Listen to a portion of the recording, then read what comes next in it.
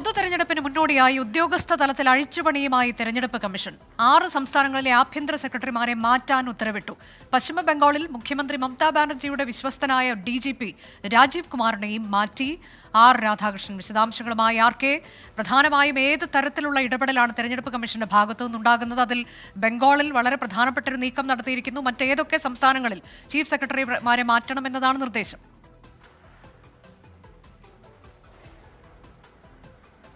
ഈ ബംഗാളിലെ സ്ഥിതി എന്താണ് എന്നുള്ളത് അനുജയ്ക്ക് അറിയാവുന്നതാണ്. അവിടുത്തെ ഈ കേന്ദ്ര അന്വേഷണ ഏജൻസി ഉദ്യോഗസ്ഥർക്കെതിരെയുള്ള ആക്രമങ്ങൾ, അതുമായി ബന്ധപ്പെട്ട് വലിയ വീഴ്ച പോലീസിന്റെ മേൽ ആരോപിക്കപ്പെടുന്നുണ്ട്. അങ്ങനെയുള്ള ഒരു സാഹചര്യത്തിൽ ഇപ്പോൾ തെരഞ്ഞെടുപ്പ് കൂടി വന്നപ്പോൾ രാജീവ് കുമാറിനെതിരെ നടപടി ഉണ്ടാവുകയായിരുന്നു. അദ്ദേഹത്തിന്റെ തൊട്ട് താഴെയുള്ള ഉദ്യോഗസ്ഥനായിരിക്കും ഇനി DGPയുടെ ചുമതല വഹിക്കുക എന്നാണ് തെരഞ്ഞെടുപ്പ് കമ്മീഷന്റെ ഉത്തരവ് പറയുന്നത്. ഇതുമായി ബന്ധപ്പെട്ടുള്ള നടപടിക്രമങ്ങളെല്ലാം വേഗത്തിൽ തന്നെ പൂർത്തിയാക്കാൻ ഉള്ള ഉത്തരവും ബംഗാൾ സർക്കാരിന് നൽകിയിട്ടുണ്ട്. അതുപ്രകാരം കാര്യങ്ങൾ മുന്നോട്ട് പോകും.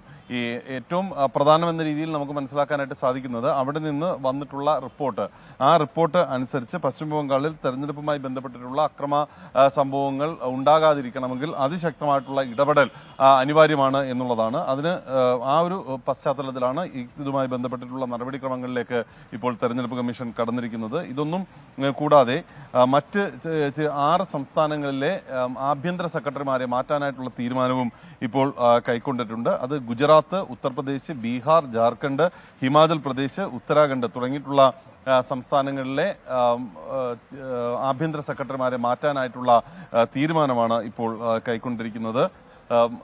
ഇനി വരുന്ന ദിവസങ്ങളിലും സമാനമായിട്ടുള്ള ചില നീക്കങ്ങൾ ഉണ്ടാകും എന്നുള്ളതാണ് തെരഞ്ഞെടുപ്പ് കമ്മീഷൻ ഇപ്പോൾ നൽകുന്ന സൂചന. ഈ പണവുമായി ബന്ധപ്പെട്ടിട്ട്, കള്ളപ്പണവുമായി ബന്ധപ്പെട്ടിട്ടുള്ള ആരോപണങ്ങൾ നേരിടുന്ന ചില ഉദ്യോഗസ്ഥരുണ്ട്. അവർക്കെതിരെയുള്ള നടപടിയും ഒരുപക്ഷെ ഇന്നോ അല്ലെങ്കിൽ നാളെയോ ഉണ്ടാകും. അനുജ, തെരഞ്ഞെടുപ്പിന് മുന്നോടിയായുള്ള തെരഞ്ഞെടുപ്പ് കമ്മീഷന്റെ ഇടപെടൽ അത് വിവിധ സംസ്ഥാനങ്ങളിൽ എങ്ങനെ ഉണ്ടാകുന്നു എന്നുള്ളതിന്റെ വിവരങ്ങളാണ് രാധാകൃഷ്ണൻ നൽകിയത്.